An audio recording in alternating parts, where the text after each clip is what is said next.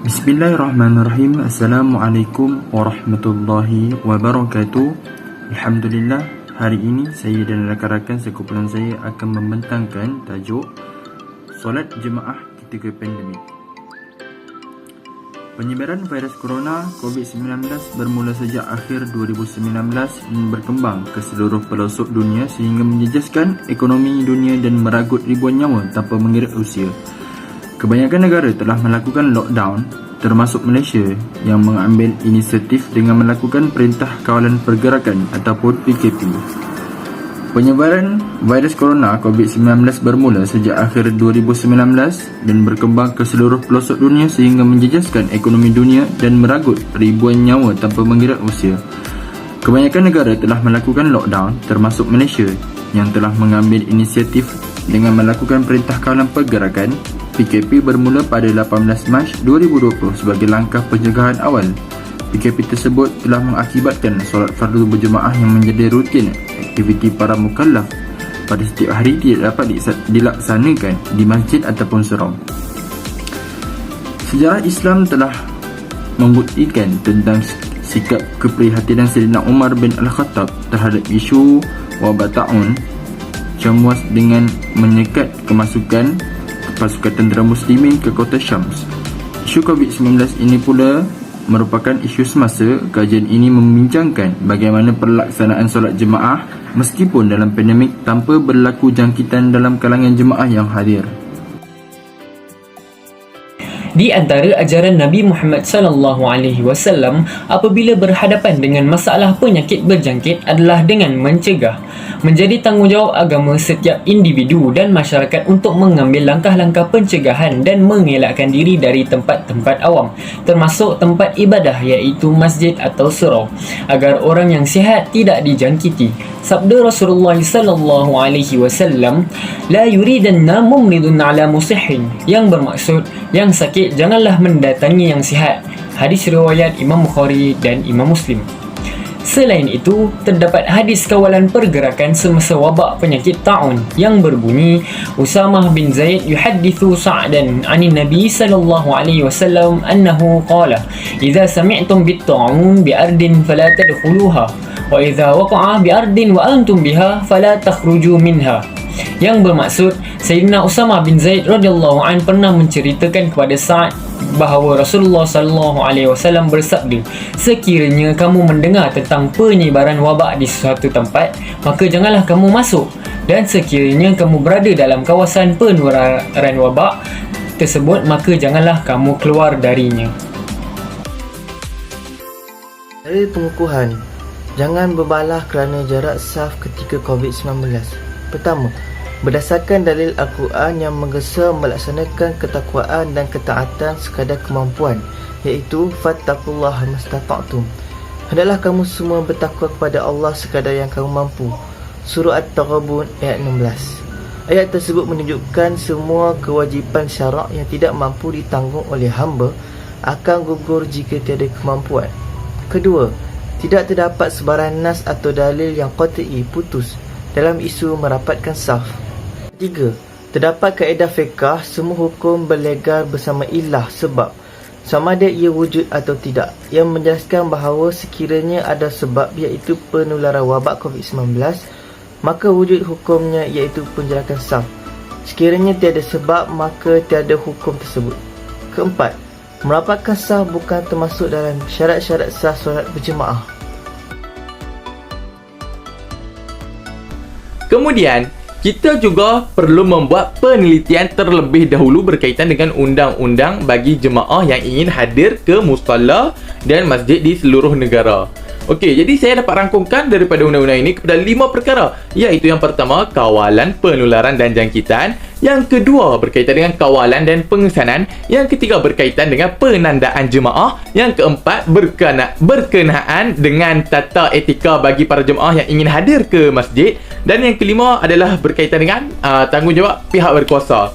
Okey, berbalik kepada 5 perkara yang disebutkan tadi, kita pergi satu persatu. Yang pertama berkaitan dengan kawalan penularan dan jangkitan. Okey, apa yang perlu kita buat untuk mengekang wabak ini daripada terus berlolasa? Kita juga boleh membuat sanitasi tangan, kita boleh membuat pemeriksaan suhu bagi jemaah yang ingin hadir ke masjid di hadapan pintu masjid, dan yang ketiga kita boleh membuat limitasi jumlah bilangan jemaah yang ingin hadir ke masjid.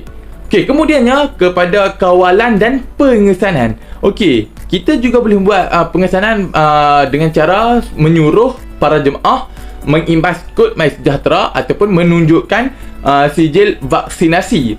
Okey, kemudian yang ketiga kita pergi kepada bawah subtopik penandaan jemaah. Apa yang kita boleh buat di bawah penandaan jemaah? Kita menyuruh jemaah untuk menjarakkan saf sepanjang 1 meter supaya dapat mengekang wabak ini.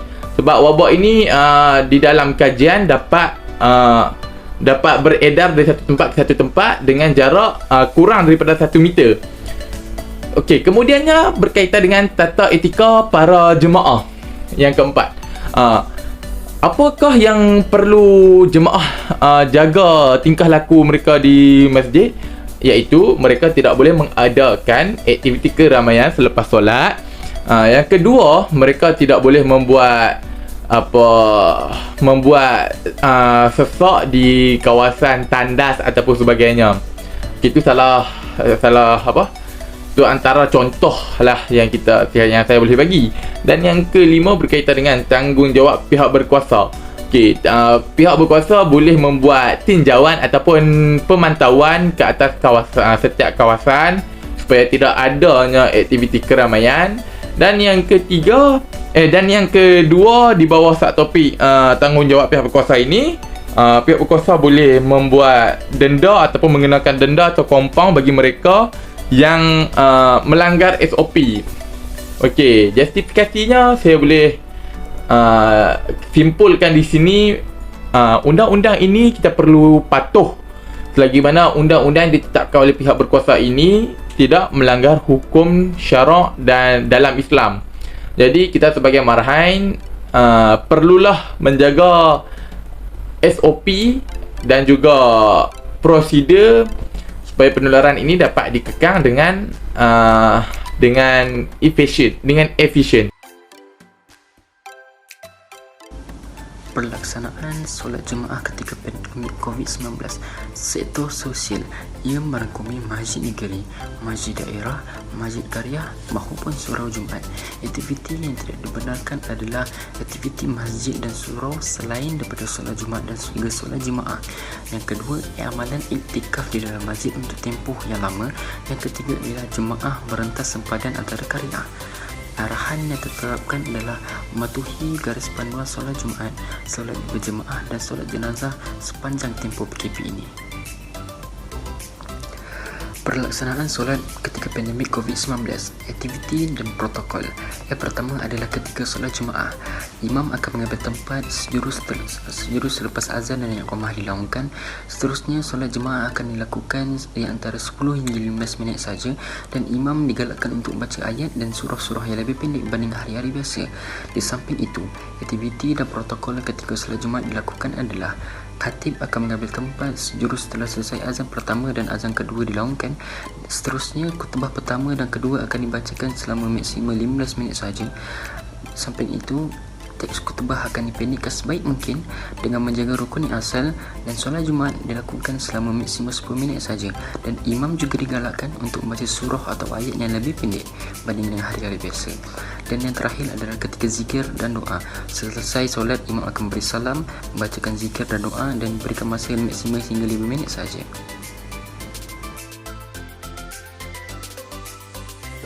Syarat-syarat solat. Syarat solat terbahagi kepada dua, iaitu syarat sah dan syarat wajib. Antara syarat sah ialah makmum wajib berniat mengikut imam. Yang kedua, imam dan makmum mesti sama dalam bentuk salatnya. Yang ketiga, makmum tahu segala perbuatan imam dan perpindahan rukun. Manakala bagi syarat wajib terbahagi kepada tiga, iaitu Islam, balik dan berakal.